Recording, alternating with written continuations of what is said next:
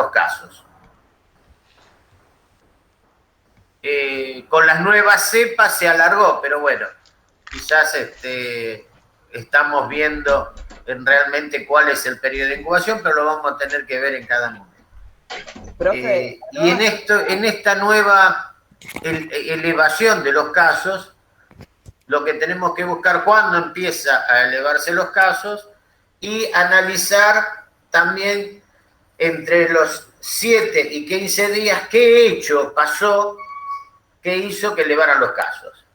Y el hecho fundamental que cambió en la sociedad, porque esto no echemos la culpa al virus, el virus puede mutar y cambiar sus características, pero son las del virus. Lo que nosotros tenemos que ver, qué es lo que hacemos nosotros, cuál es nuestra responsabilidad en ese aumento de casos.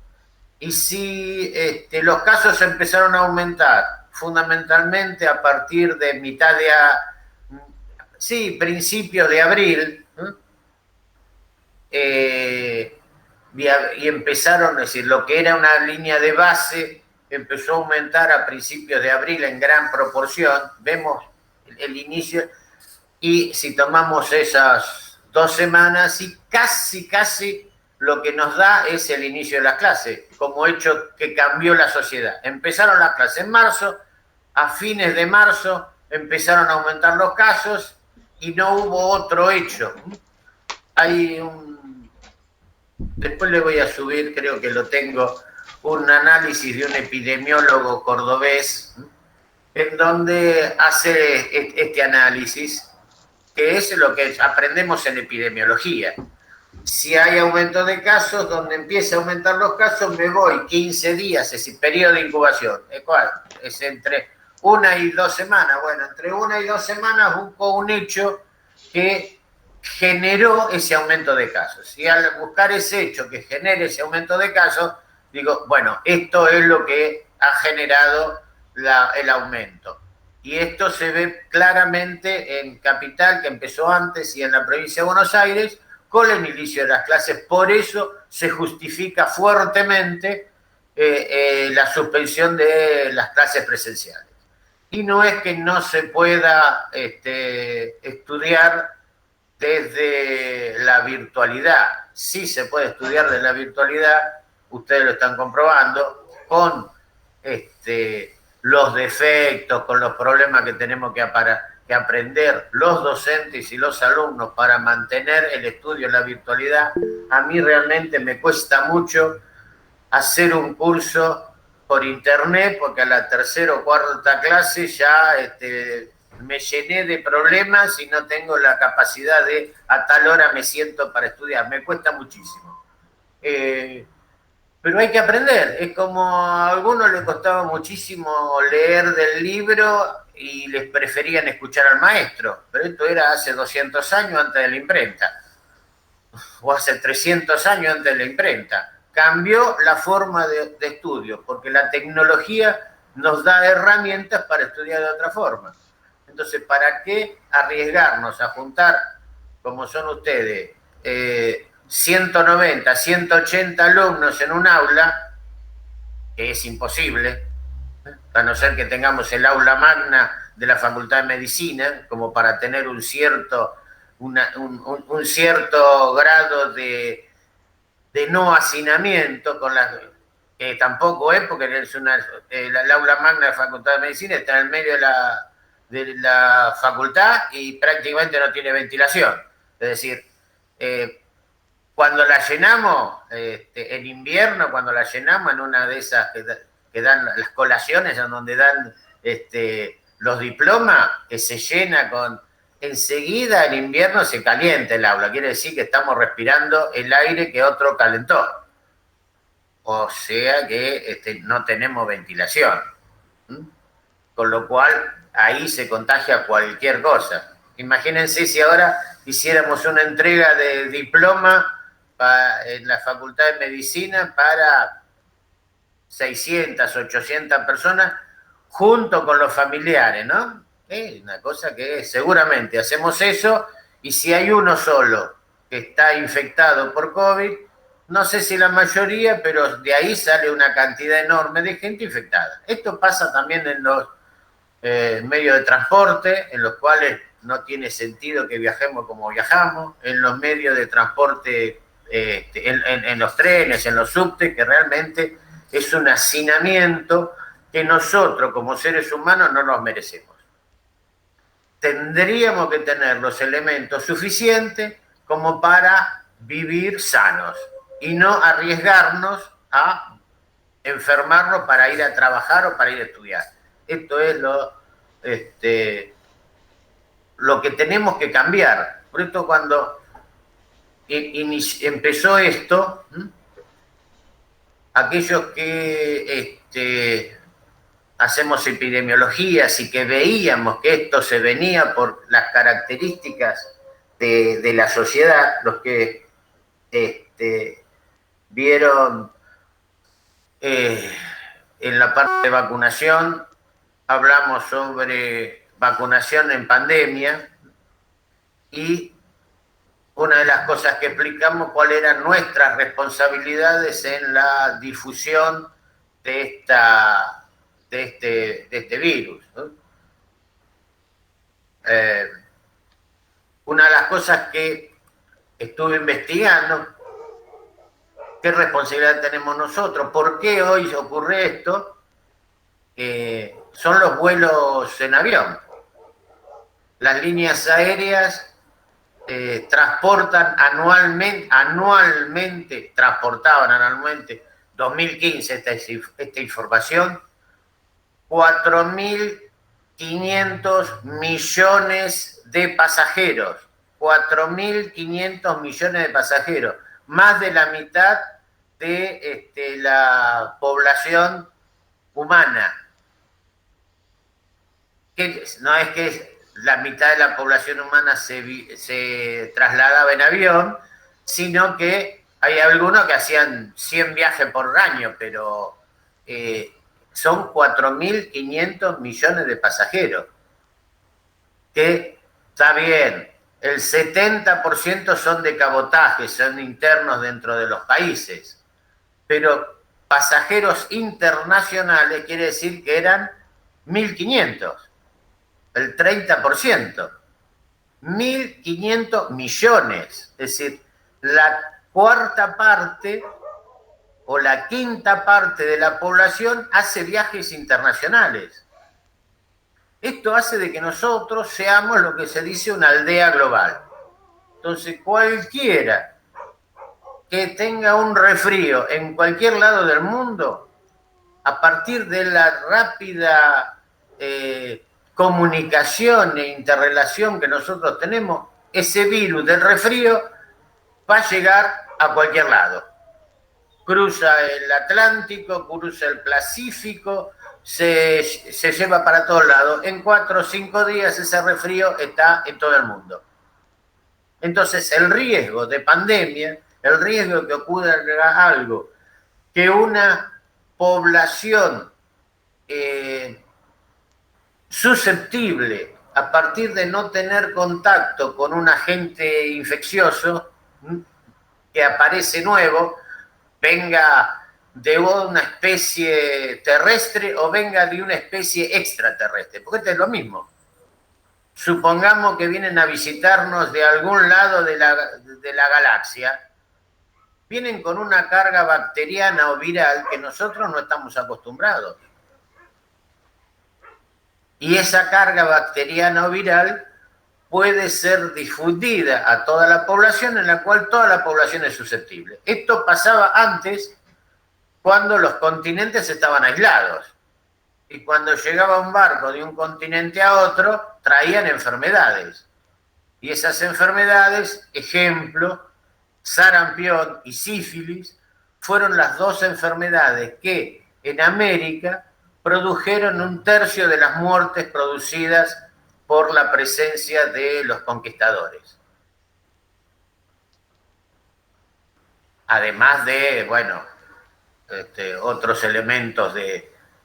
Pero fueron las dos presencias, las dos enfermedades. No fue una guerra biológica intencional, pero terminó siendo un exterminio no intencional. Posteriormente se hicieron exterminios intencionales, pero ahora estamos en situación en donde sabemos que hemos erradicado algunas enfermedades, pero estamos todos alertas porque algunos países tienen esa bacteria con capacidad para infectar como guerra biológica. Es decir, la estupidez humana no tiene límites, ¿no? Lo que tiene límite es la inteligencia, lamentablemente, y la que tenemos que ir formando como para tratar de reducir la agresividad y la estupidez humana. Por ejemplo, las tropas de Estados Unidos están todas vacunadas contra la viruela. Y es uno de los laboratorios que sostiene el virus de la viruela.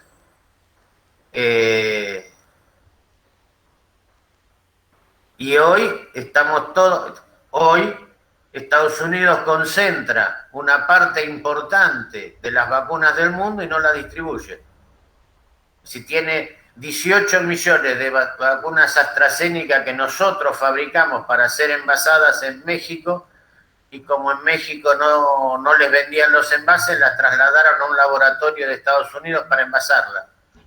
Cuando llegaron las vacunas, Estados Unidos puso en práctica su situación de guerra o ley de situación de guerra, en donde todo lo que entra a Estados Unidos es primero para los estadounidenses, y a pesar de que ellos todavía no autorizaron la vacuna de AstraZeneca para la población de Estados Unidos, dicen que no la van a sacar. Es un conflicto internacional, pero bueno, estas son situaciones que hacen a una gravedad en donde la población humana está en riesgo.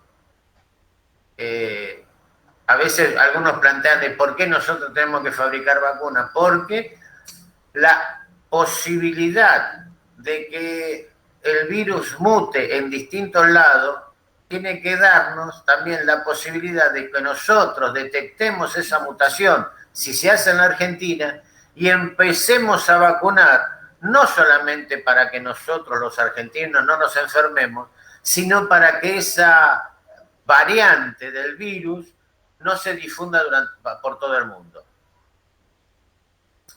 Por eso se están programando laboratorios de fabricación de vacunas en la Argentina para el año 2022-2023.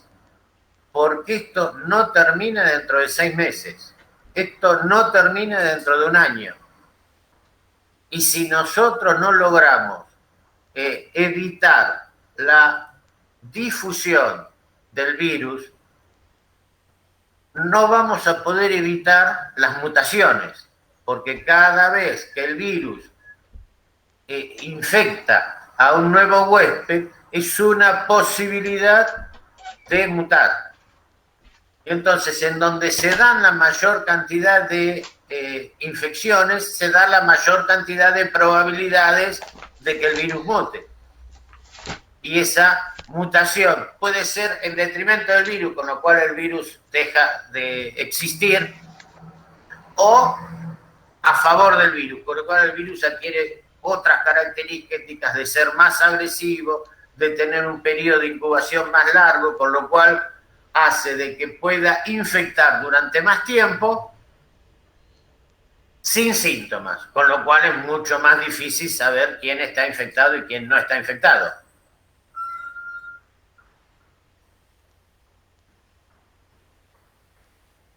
Entonces, estas variantes de Sudáfrica, de Inglaterra, de Manaos, muestran los lugares en donde mayor replicación y mayor difusión tuvo el virus por falta de cuidado. Por eso no fue casual que nuestro presidente haya dicho: estamos esperando la variable Palermo. Porque en realidad una de las cosas que tenemos que esperar es que en aquellos lugares donde menos se cuida, donde menos cumplen los controles de distanciamiento social, de uso de barbijo, se juntan a la noche a festejar en reuniones, ¿no? En donde priorizan el comercio al cuidado, es donde aparecen variantes, que no solamente joden a los que no se cuidan, sino que joden a todo el mundo.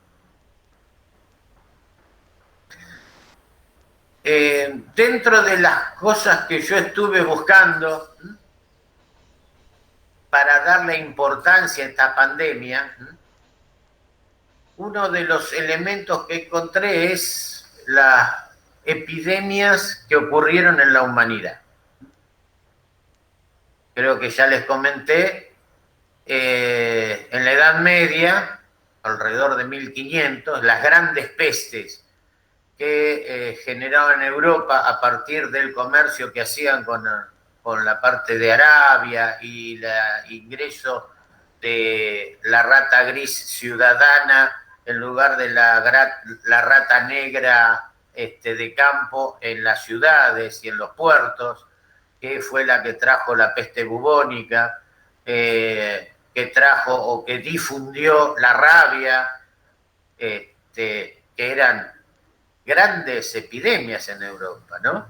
Es decir, la rabia generó que, qué sé yo, algunas, leyendas, ¿no?, tan importantes como el hombre lobo, ¿no?, o ¿cómo se llama? O, los vampiros, el tema de los vampiros, ¿no?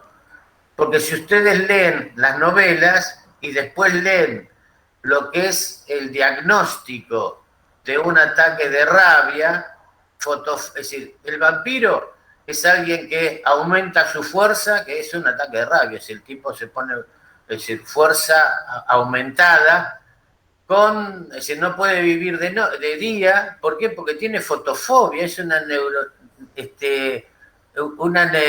neuritis, ¿no?, o encefalitis. Lo que está describiendo es una encefalitis, o que se convierte en hombre lobo. Sí, la rabia hace eso, ¿no?, que empieza a generar saliva y cualquier estímulo hace que muerda y que ataque a otro, porque está con una encefalitis agresiva. ¿Está?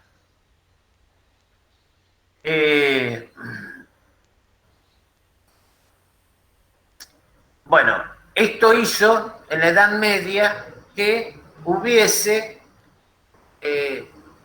tantas epidemias, que generaron que 1/3 de la población europea falleciera. Y generó una preocupación muy grande porque fallecían cualquiera. Normalmente fallecían una cantidad importante de personas por hambre, fundamentalmente. Pero el hambre no era una preocupación de los gobiernos, porque los que se morían eran los pobres, y los pobres no estaban en el gobierno. Sí, las epidemias que hacían que los lugares se cerraran para evitar la entrada de la enfermedad, o que se cerraran para evitar la salida de la enfermedad. Si había un pueblo donde había demasiada viruela, lo rodeaban y que se murieran de hambre. O si había un castillo en donde en el pueblo había alguna enfermedad, cerraban el castillo y ahí vivían las fiestecholas y el festejo y comían y bebían, mientras que los otros se morían afuera del castillo. Y esto generó que se planteara la cuarentena, que lo que conocían ellos era que no había enfermedad que tenía como periodo de latencia sin expresarse más de 40 días, los barcos que salían de un puerto para bajar la mercadería en otro puerto tenían que durar 40 días. Pasó el tiempo, hubo distintas epidemias, pero estos se controlaron y eran relativamente controladas hasta que principios de 1918 a 1919, se produce en el mundo lo que se llamó gripe española o la Gran Gripe. Que estuve viendo las cifras y lo que se calcula, en un año murieron 50 millones de humanos. 50 millones de humanos se llevó la gripe española, mal llamada española, porque en realidad, si uno analiza, lo que ocurrió es que se dejó de utilizar los barcos a vela para el transporte de mercadería entre los puertos y se empezó a utilizar el barco a vapor.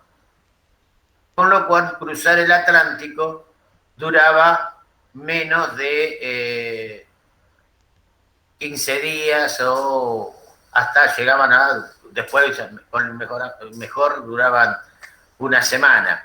Pero antes de eso los barcos a vela tardaban entre 40 y 45 días. Hacían la cuarentena en alta mar. Con lo cual, si había un enfermo de gripe que subía al barco, contagiaba a todos y cuando llegaba estaban todos curados o estaban todos muertos.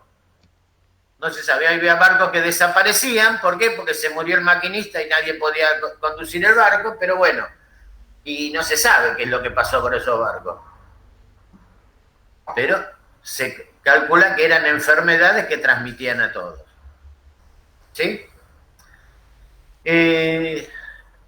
Hubo otras epidemias, ¿no? Las epidemias más importantes que tuvimos fue la de VIH, el SIDA. Desde el año 87 a la fecha, la cantidad de fallecidos por SIDA se calcula que fueron de 33 millones de habitantes, 33 millones de humanos, que generó una gran preocupación en el mundo. ¿Por qué? Porque tiene esas características, que sigue siendo la enfermedad, no discrimina. Entonces se enferman y se mueren los pobres, pero también aquellos que tienen mucho dinero. Entonces se mueren también y se infectan también aquellos que están gobernando. Y hoy se gasta en medicación para el SIDA, medicación para el HIV por año, lo que podría resolver a un tercio de la humanidad el tener agua potable.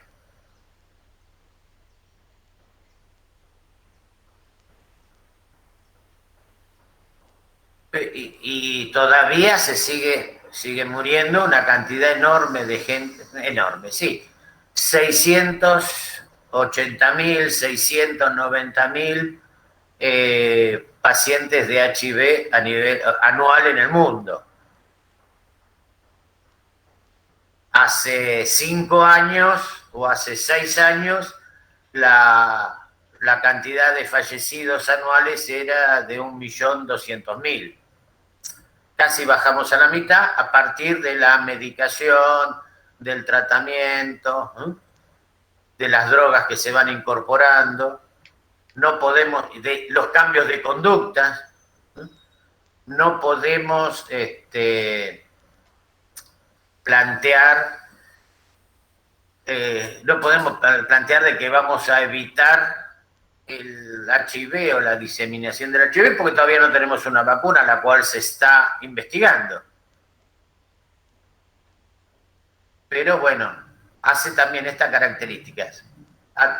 Ataca o afecta a todos los niveles sociales y a todos los grupos sociales, y no tiene, con lo cual todo el mundo está preocupado en esto. Y esto ocurre también con el COVID. Llevamos al día de ayer, de antes de ayer, 3.400.000 muertos por COVID, más la saturación de los sistemas de terapia intensiva y de asistencia respiratoria, lo cual atenta no solamente a los que se infectan por COVID, sino se atenta a cualquiera que le puede pasar un accidente o tiene que operarse e ir a terapia intensiva posterior a la operación. Y cómo afecta a todos los niveles sociales y a todas las formas de pensamiento, esto tiene que ser algo que en conjunto tengamos que enfrentarnos y tomar distintas acciones. Estamos diciendo que se mueren por día, si hablamos de 3 millones de pacientes que fallecen al año, 10.000 casos diarios mueren por COVID, ¿no? ¿Estoy haciendo mal la cuenta? No, estoy haciendo bien. 365 más o menos, ¿no? 10.000 casos que se mueren por día a nivel mundial. Y es una preocupación para todos. Lo que sí tenemos que reflejar también es la misma cantidad que se mueren chicos de menos de 5 años por año por causas evitables o por hambre. Esto nos tendría que hacer pensar de que por qué hay tanta preocupación con esto y el hecho de que se mueran por hambre no hay tanta preocupación, ¿no? Creo que también esto está ligado con quiénes son los que dirigen o orientan cuáles son las enfermedades emergentes. Y creo que después de esto, lo que tenemos que encontrar es una nueva normalidad. Esa nueva normalidad nos tiene que permitir evitar que haya muertes por causas evitables. Y esas muertes por causas evitables son decisiones políticas, en donde yo pongo el acento. Que haya 4.500 millones de viajes en avión o 1.500 millones de viajes en avión intercontinentales o internacionales, si eso se justifica porque para mantener a la sociedad humana en mejor nivel, o si eso se justifica para hacer un gran negocio. Esto de viajar de un lado para el otro y no saber a dónde fuiste, ni dónde está, ni saber qué significa el Louvre, qué es la Torre Eiffel, por qué se construyó, qué es lo que... ¿Cuáles son los elementos que la llevan a decir cultura cero? Solamente la fotografía de una postal, que en lugar de verla en tu casa, la te ves en vivo y en directo, 35 segundos porque pasaste y no sabes de qué se trata. Y eso no es formación o aumento de cultura, sino ver una foto y arriesgarte a contagiar o a difundir enfermedades. Muy posiblemente sigamos y tengamos que mantener un nivel de higiene adecuado, ¿no?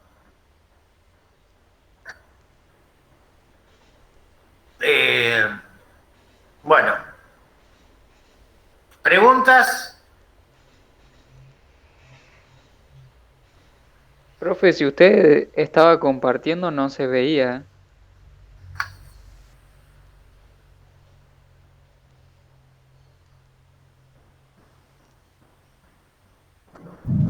Profe, ¿nos escucha?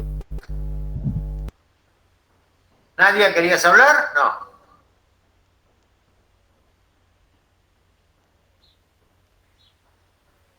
No, tiene seguro desactivado el audio. Profe, ¿nos está escuchando? A ver qué pasa, María. No sé, no escucho a nadie. No.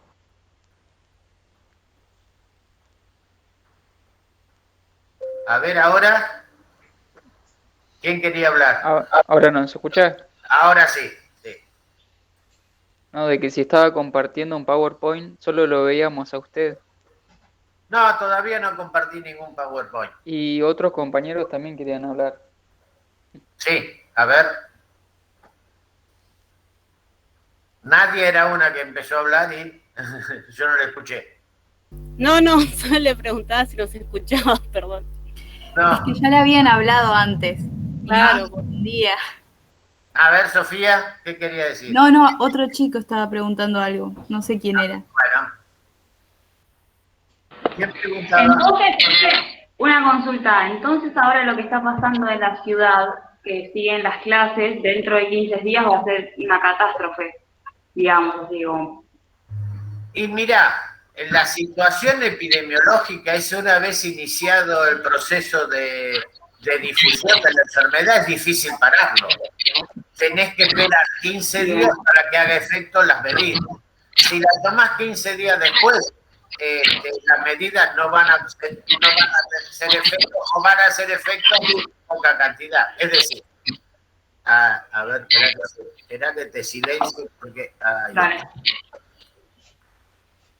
Bueno, porque hay mucho, bueno. El tema es el siguiente. Si yo uso barbijo,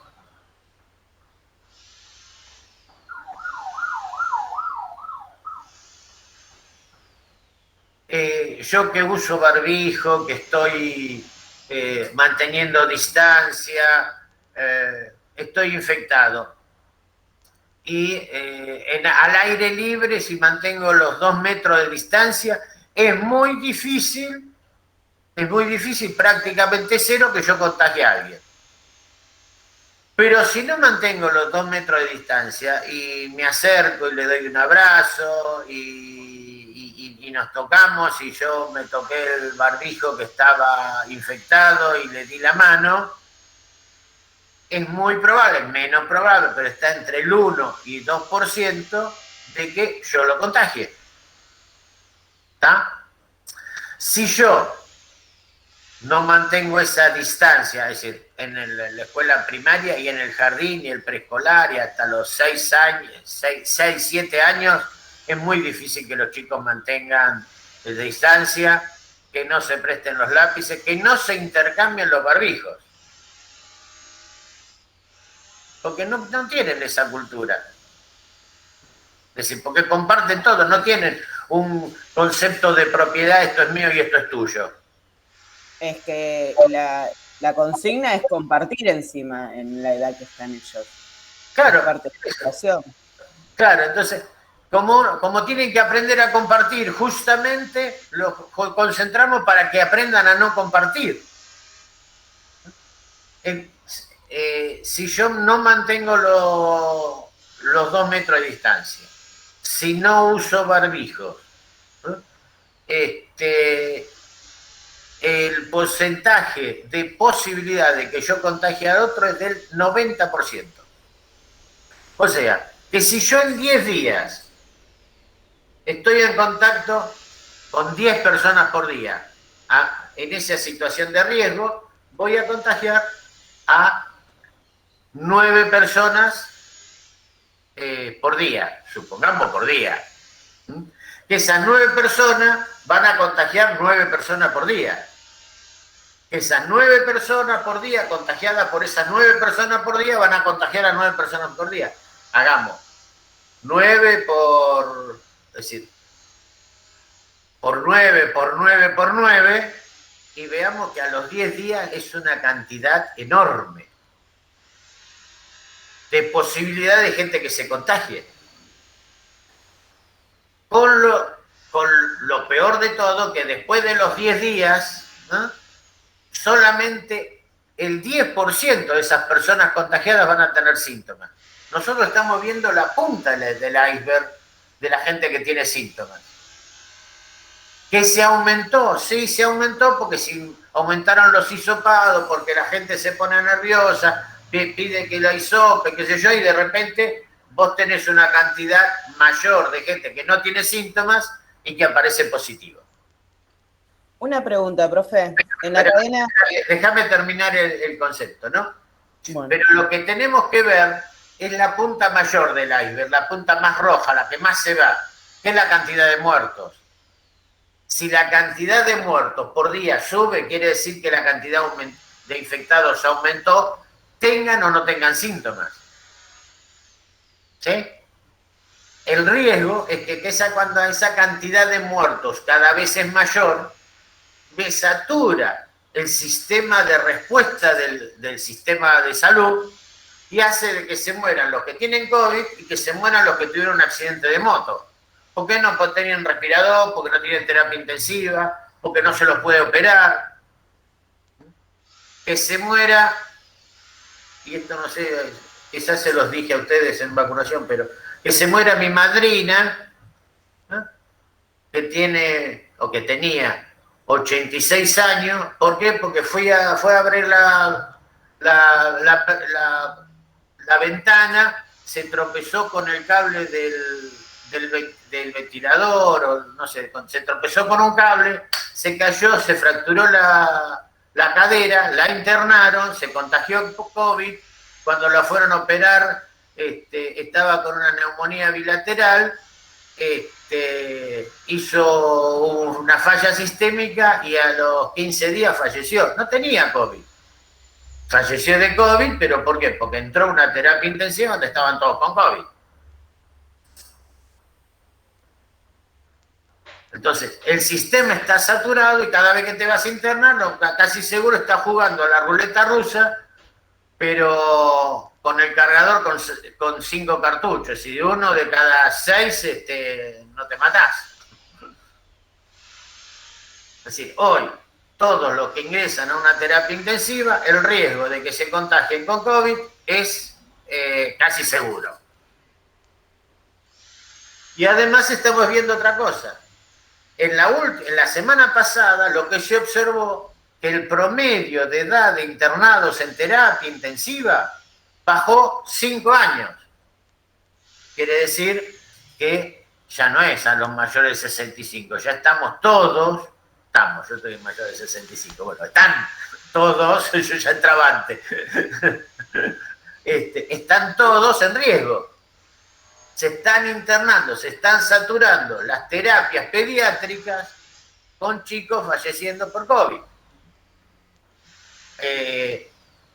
Antes de ayer, la Sociedad Argentina de Pediatría sacó una actualización sobre falla sistémica general en pediatría por COVID.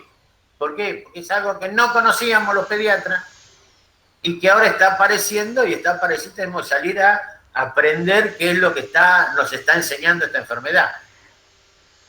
Y lo que se nos está enseñando de que el riesgo de contagio es muy grande y que el riesgo de que nosotros no cumplamos la medida de distanciamiento social y no cumplamos la protección de utilizar mascarilla buconasal y apropiadamente, y quizás tengamos que cambiarnos y buscar unas mascarillas como las que está fabricando ¿cómo se llama?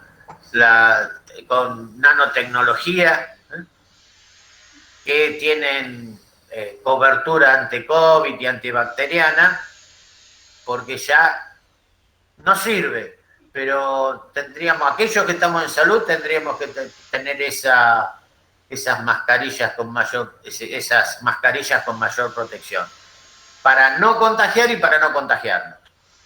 Porque el tema no es no solamente no contagiar, sino no es solamente no contagiarnos, sino porque cuando nos contagiamos, nosotros después seguimos difundiendo. Y como somos personal de salud, atendemos a personas que tienen problemas de salud. Y entonces a nosotros quizás no nos haga nada, no nos afecte, pero sí afecta a quienes, ¿cómo se llama? Atendemos. Profe, una consulta. ¿Y los que ya cursaron la enfermedad, es como que se pueden relajar un poquito por un tiempo o tienen que seguir teniendo los cuidados? Los que ya sufrieron la enfermedad, puede ser que no tengan anticuerpos suficientes para protegerse. Pero el haber tenido la enfermedad no evita que vos difundas la enfermedad. Si vos tuviste un resfrío, no quiere decir que vas a tener una sinusitis, pero vas a tener un resfrío que no te va a tener prácticamente síntomas, pero vas a contagiar ese resfrío. Bueno, el coronavirus es un resfrío grave, que tiene la característica de difundirse porque no hay posibilidad no tenemos conocimiento, nuestro organismo no tiene conocimiento como para protegerse. Y entonces, ¿qué va a hacer? Vamos a tener sin síntomas, estar infectados y difundir la enfermedad. Con lo cual, no solamente tuviste resfrío, sino que además podés tenerlo y seguir contagiando. No solamente... Eso sería como el equivalente a una primera dosis. Espera, Brian. No solamente te contagias de COVID, sino que sin síntomas seguís contagiando. Y además existe el riesgo de que si el inóculo es grande y es una cepa que ha mutado, la posibilidad de que te bajen las defensas y que vos estés en forma grave también ocurre, porque no es la primera vez que un agente de salud se contagia por segunda o por tercera vez de COVID.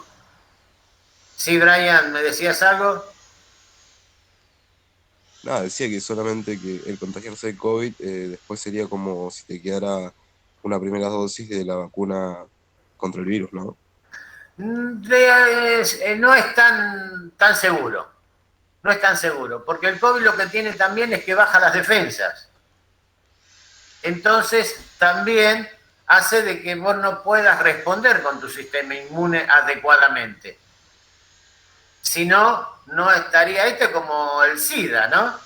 El SIDA lo que hace es baja la defensa y vos nunca tenés defensa contra el SIDA, contra el HIV. Fabricás anticuerpos, te hacen los estudios y usted estuvo en contacto con el virus del HIV. Pero eso no te garantiza que te aumenten las defensas. Las características del virus del HIV es la misma que las características del virus del COVID. Es decir, muta rápidamente. Hay una experiencia, 1989, cuando en Francia empezaron a hacer estudios para la vacuna contra el HIV. Sacaron sangre a un paciente HIV positivo, aislaron el virus, aislaron las proteínas de superficie del virus, fabricaron una vacuna que te llevara las proteínas de la superficie del virus sin llevar el virus, es decir, yo vacuno con las proteínas para que reconozca al virus sin tener el virus, ¿no?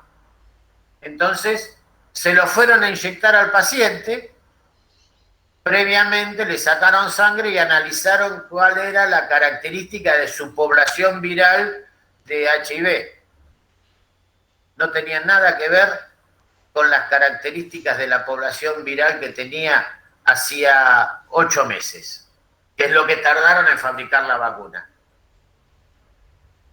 Es decir, a partir de eso se estuvo analizando y el virus del HIV o del VIH, del HIV, tiene una mutación interna en sí mismo por día. Con lo cual, después de 120, 200 días, no sabés qué característica tiene. Por eso, inclusive en las parejas que son ambas HIV positivas, si no están medicadas, no conviene que tengan relaciones sin cuidado.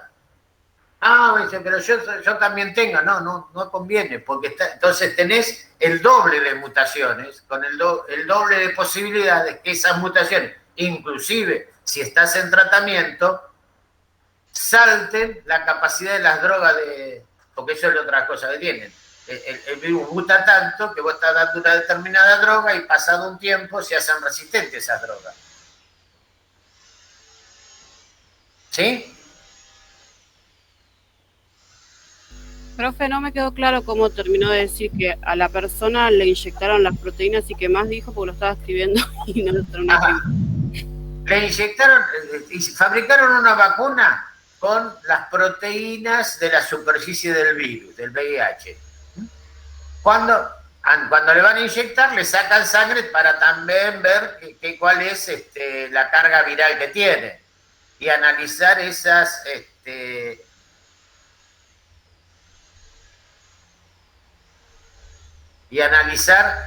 cuáles son las proteínas de superficie. El virus había cambiado de tal forma que esa vacuna no servía, porque había mutado. Y esto de que después se vio que tiene en un huésped una mutación diaria, por la labilidad y por la falta de capacidad del virus de mantener su estructura. Que esto es lo que tiene el virus del COVID. Lo bueno que tiene el HIV es que se contagia con relaciones sexuales. Y uno tiene menos relaciones sexuales que respiración. Por más que sea muy promiscuo, no puede tener 20 relaciones sexuales por minuto. Vean la diferencia. La diferencia es cómo se propaga. Entonces yo, usando profiláctico, cuidando mis relaciones sexuales, puedo frenar una epidemia, pero no puedo dejar de respirar. Entonces lo que tengo que hacer es de respirar aire puro.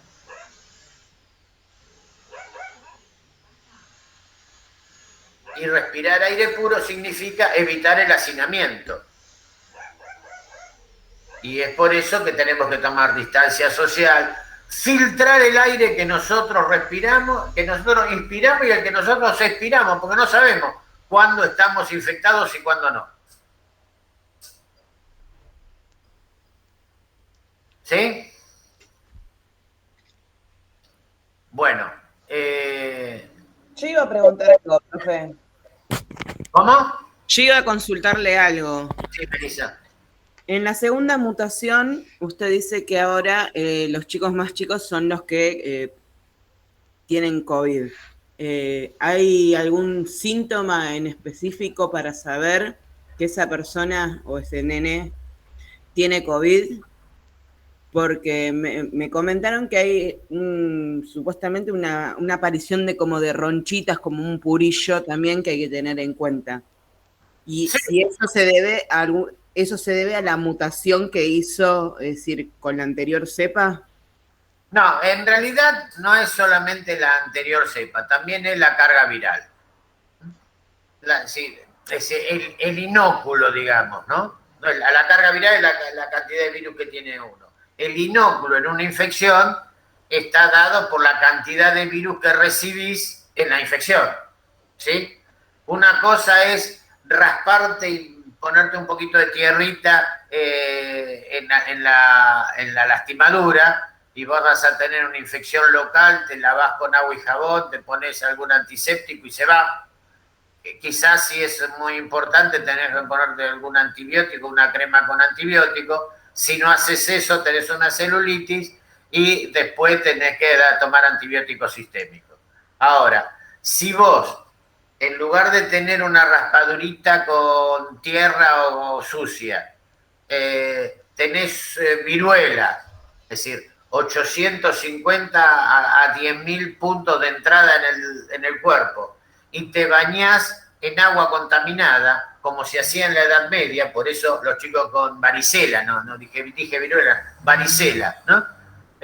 varicela, la indicación 1600, 1800 era no bañarlos, que ahora no es indicación porque nos bañamos con agua potable, pero los chicos con varicela no se lo tenía que bañar.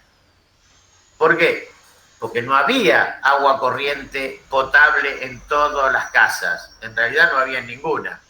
Entonces se llenaba la tina de agua, esas bañeras con patas, se las llenaba de agua trayendo agua de la canilla pública o de, la fuente pública, y en esa agua primero se bañaba el hombre que venía de trabajar, después se bañaba la mujer, y después se bañaban los chicos que trabajaban o que ayudaban en la casa, y por último se bañaban los más chiquitos.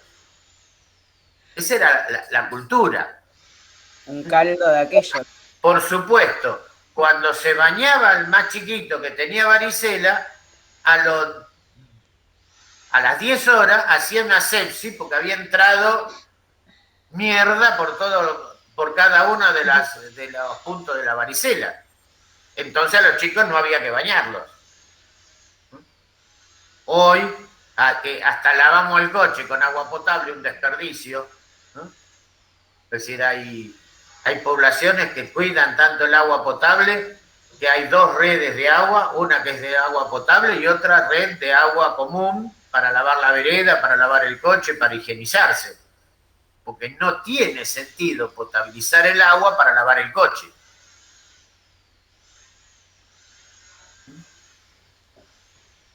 Cuando el 10% de la población mundial no solamente no tiene agua potable, sino que no tiene acceso al agua.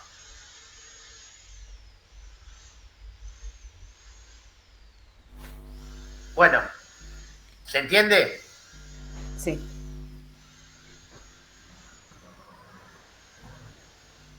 Profe, con respecto a lo del COVID, yo me contagié 2 veces. ¿Y sí? Es más, mi nena empezó la escuela, al tercer día ya todos nos sentimos mal. Bueno, yo me fui a hacer un estudio, me dio que era positivo. Bueno, dejó mi nena ir a la escuela, todo. Mi nena empezó de vuelta a la escuela, a los 3 días me contagié de vuelta, pero esta vez fue peor, porque me agarró una inflamación en la parte de la sinusitis que no me dejaba respirar por la nariz. No fue pulmonar, sino que me agarró toda la parte de la nariz. Y hasta ahora sigo igual. Y supuestamente hoy ya tendría el alta ya. Y bueno, y se contagió mi marido contagió al compañero de trabajo, el compañero de trabajo contagió a la familia, yo contagié a mi hermana, esto fue toda una cadena fácil, 30 personas nos contagiamos. Sí, de los que tuvieron síntomas, ¿no? ¿Cuántos Sí. saben que no tuvieron síntomas? Ese es el tema. Y por suerte estás en una situación que si no podés respirar por la nariz, respira por la boca. Sí. Pero tengo pacientes o tengo familiares que tratando más o menos bien, se sentían cansados y tenían una febrícula, seguían con febrícula, 37.8, 37.9, en algún momento 38, 38.2, y estaban para darle el alta porque prácticamente sin síntomas. Y yo les digo, si más de 10 días o más de una semana con cuadro febril o subfebril sin controlar la fiebre, tomografía de pulmón obligatoria. Sí, yo empecé con cefalea y fui a la clínica y me dijeron que tenía un pico de estrés.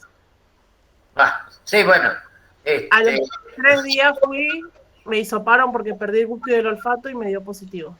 Claro, sí, sí. Y en ese tiempo, es decir, en este momento, a ver, en medio de la tormenta, cualquier ruido que sintamos, son truenos y se viene la lluvia, en medio de la tormenta.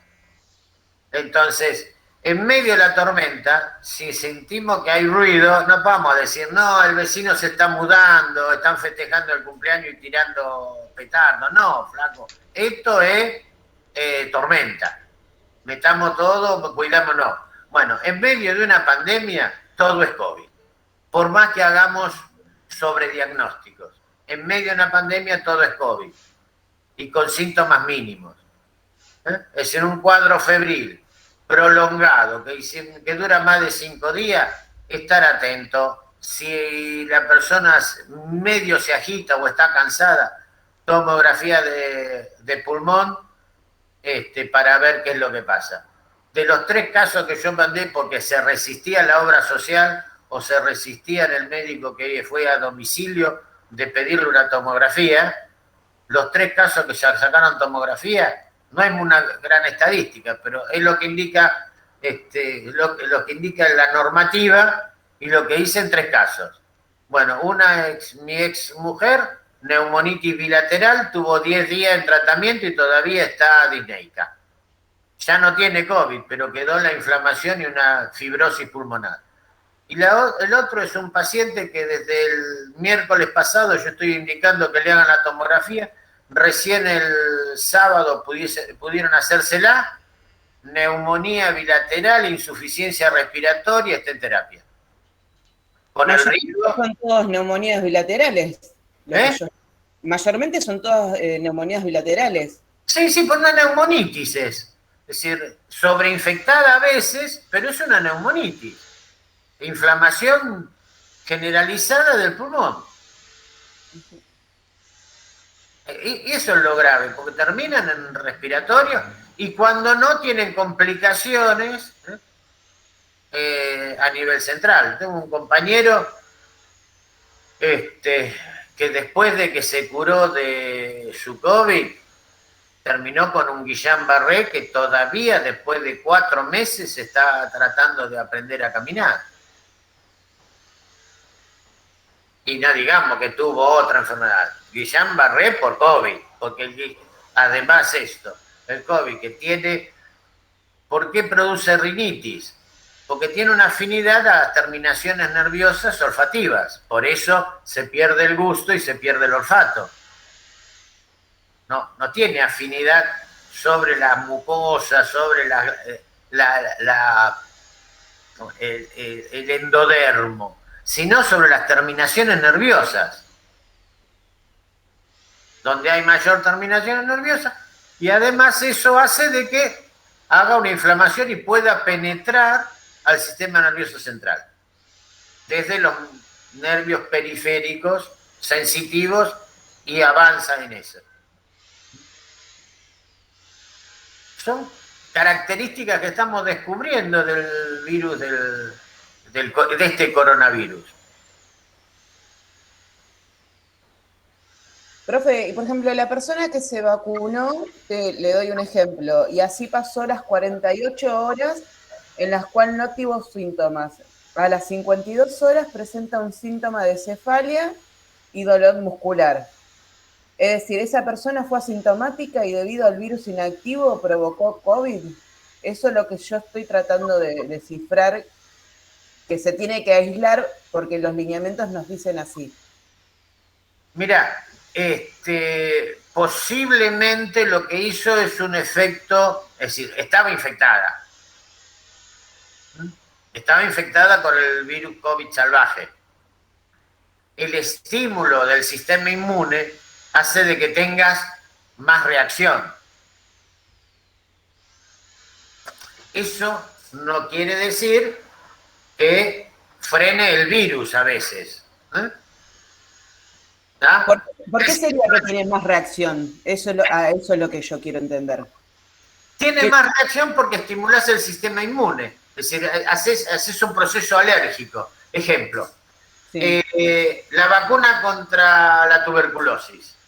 Quienes están vacunados contra la tuberculosis evitan la diseminación hematógena de la tuberculosis, pero queda con un estímulo alergénico de sensibilidad que vos tenés una tuberculosis pulmonar y tenés más síntomas que si no tuviese la vacuna. Con lo cual, de alguna forma es mejor porque haces tratamiento, pero no te evita la tuberculosis pulmonar. Lo que evita es la diseminación hematógena del micobacterium de la tuberculosis. Ahora sí. Entonces, cuando yo vacuno, lo que estimulo es el sistema inmune. Y una de las respuestas del sistema inmune es una reacción alérgica. Listo, gracias. Profe, a mí el viernes me pusieron la vacuna contra la gripe, ¿no? Sí. Y yo el domingo amanecí con mucho dolor de cabeza y con la voz muy tomada y tapada la nariz. Y hoy también estoy así igual. O sea que eso eh, hizo, o sea, ponerme la vacuna es como que me engripé enseguida. Sí, ¿cuándo fue eso que te aplicaste la vacuna? El viernes. Ajá. Pasa lo siguiente, la vacuna tiene estimulante del sistema inmunitario. Estimula toda la vacuna, además del antígeno que te están inyectando, tiene un estimulante del sistema inmunitario. Algunas tienen alumbre, por eso la doble bacteriana cuando te la aplican de grande te duele y a veces duele, inflama mucho. ¿Por qué? Porque tiene alumbre para estimular el sistema inmunitario. Entonces, si vos tenés un cuadro viral, lo que hace el sistema responde más. ¿Sí? Lo que tiene es que esa respuesta mayor hace de que todo se estimule y tenga mayor respuesta y tenga más síntomas. Lo que la vacuna lo que hace es protegerte para que no tengas complicaciones para el virus salvaje o la bacteria salvaje contra la que te vacunás, pero no para otras bacterias, otros virus. Ejemplo, si vos estás infectada de COVID, ¿no? Vas a tener más respuesta para la gripe y te evita las complicaciones de la gripe. Pero no sé, y esto todavía está para estudiar y me parece que no aumenta que el sistema inmune proteja contra el COVID. No aumenta las complicaciones específicas. Entonces el sistema salvaje no crea inmunización. ¿Cómo? El sistema salvaje no crea inmunización, entonces. Y lo que pasa es que todo agente infeccioso, una de las cosas que hace, por eso infecta, es saltar el sistema inmune o de alguna forma deprimirlo. ¿Sí? Entonces es por lo que te puede infectar. Si no, no te infectaría, ningún agente infeccioso te infectaría. Si vos además, si das una vacuna y te dan, desvías el sistema inmune para proteger de otra cosa, ¿no? Desviar la atención del sistema inmune, es muy probable que ese agente infeccioso que estaba ahí peleando con las defensas avance porque las defensas están en otro lado. A ver, si se entiende. Hay unos ladrones que quieren entrar en mi casa, ¿no? Entonces por la puerta de adelante, me suena la alarma de que se me está incendiando la cocina. Si yo voy a apagar el fuego de la cocina, entran los ladrones tranquilamente. ¿Se entiende esta imagen? Bueno, esto también ocurre en el sistema inmune. Cuando yo voy a dar una vacuna antigripal, estoy estoy sonando la alarma para que vayan a atender el incendio en la cocina. Por eso, antes de la vacuna antigripal, lo que aconsejo es que aumenten, como lo podés calcular, ¿no? Que aumenten las medidas de seguridad, de distanciamiento social, una semanita antes de darse la vacuna.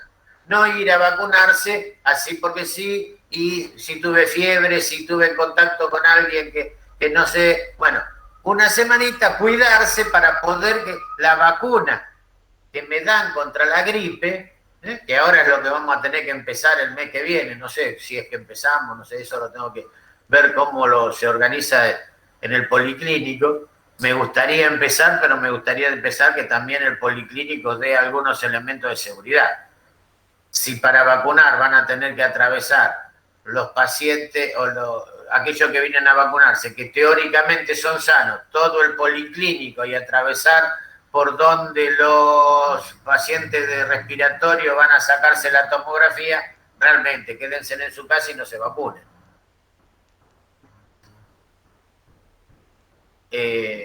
Y además, esto de que está bajando la edad, pacientes de 19, 20 años, 27 años internados en terapia intensiva, mayor cantidad de chicos menores de 12 años con síntomas, evidentemente se ha desplazado y el inóculo es tan grande, es decir, la cantidad de virus que hay en el ambiente es tan grande que está afectando a gente que